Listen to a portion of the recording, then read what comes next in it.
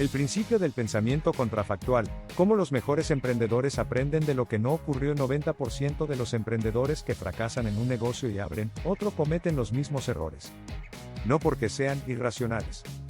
No porque no hayan reflexionado sobre lo que salió mal. Sino porque la reflexión que hicieron fue emocionalmente costosa pero informativamente vacía. Sintieron el arrepentimiento, pero no extrajeron la lección. Hay una diferencia fundamental entre revisar lo que ocurrió desde el arrepentimiento y revisarlo desde el análisis. Y esa diferencia, documentada por el investigador Neil Roese de la Universidad de Northwestern, produce resultados radicalmente distintos en la calidad de las decisiones que siguen. El estudio de Roese documentó que el pensamiento contrafactual correctamente aplicado, no el arrepentimiento sino el análisis estructurado de escenarios alternativos, aumenta el desempeño en decisiones complejas en un 31%. 31% de mejora. En decisiones complejas. Usando una herramienta que la mayoría de emprendedores ya tiene disponible pero usa de la forma más costosa posible. Bienvenido a Mente Estratégica. El canal donde analizamos los mecanismos psicológicos que determinan las decisiones más importantes de tu negocio y tu vida. Hoy vamos a analizar el pensamiento contrafactual como herramienta de aprendizaje y de anticipación de decisiones futuras. La diferencia entre su forma destructiva, el arrepentimiento, y su forma productiva, el análisis de escenarios alternativos. El mecanismo neurológico que hace que el arrepentimiento sea tan costoso sin ser informativo. Y el proceso específico que las empresas de capital de riesgo más exitosas del mundo aplican sistemáticamente después de cada fracaso de portafolio. Quédate hasta el final porque la revelación sobre por qué el arrepentimiento activa el mismo dolor neurológico que una pérdida real sin producir información nueva, el dato que más cambia la perspectiva sobre por qué la forma en que la mayoría de emprendedores procesa sus fracasos les cuesta 2 veces. Para entender el principio necesitas entender la diferencia entre pensamiento contrafactual emocional y pensamiento contrafactual analítico. La diferencia que produce 31% de mejora. El pensamiento contrafactual es cualquier proceso mental que imagina alternativas a lo que ocurrió. Ojalá hubiera firmado ese contrato. Si hubiera contratado antes a ese director de ventas. Si no hubiera lanzado tan rápido sin validar mejor el producto. Ese proceso puede activarse de 2 formas completamente distintas y producir resultados completamente distintos. La primera forma es la emocional, que llamamos arrepentimiento.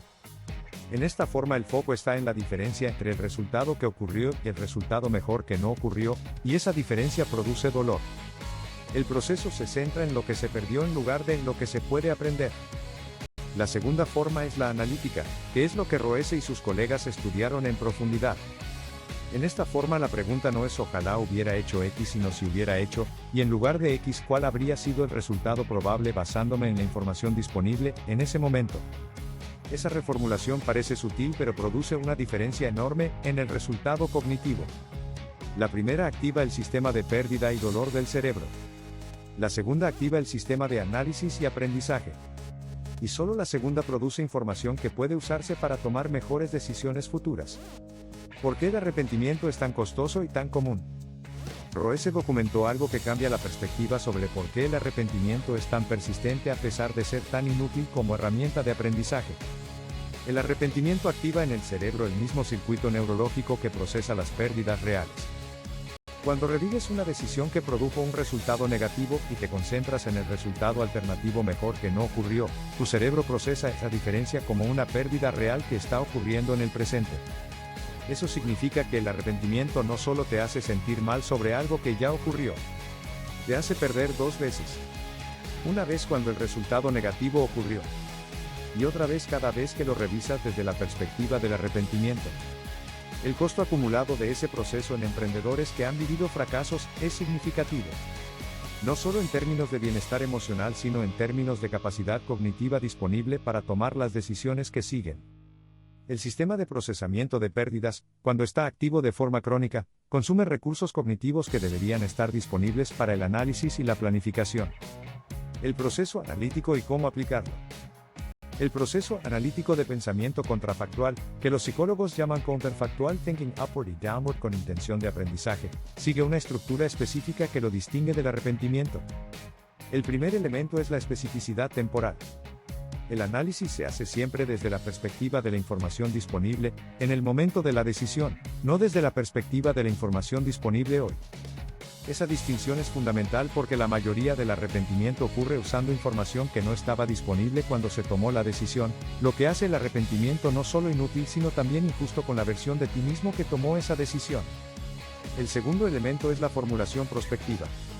En lugar de revisar lo que no hiciste, la pregunta es qué habría producido un resultado diferente dado lo que se sabía entonces. Esa formulación activa el sistema de análisis en lugar del sistema de pérdida. El tercer elemento es la extracción explícita de principios generalizables. Después de identificar qué habría producido un resultado diferente, la pregunta es qué principio general de decisión produce ese aprendizaje. No qué debería haber hecho en esa situación específica, sino qué tipo de decisiones producen ese tipo de resultados en general.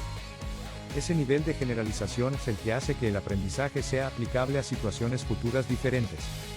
Y ahora llegamos a la revelación sobre cómo las empresas de capital de riesgo más exitosas del mundo formalizaron este proceso.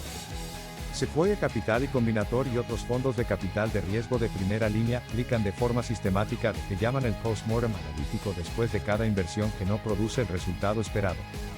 No es una reunión para determinar culpables ni para revisar qué salió mal desde la perspectiva del arrepentimiento.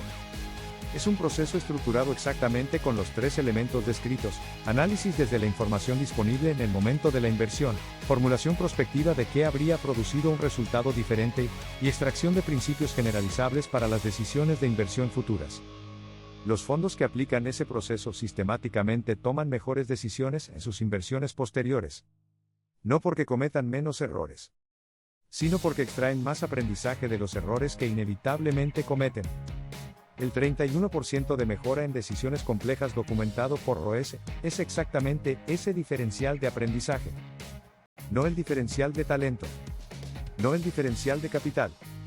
El diferencial de cómo se procesa la información que los fracasos producen. Si este mensaje te tocó, suscríbete. No por mí, sino por ti.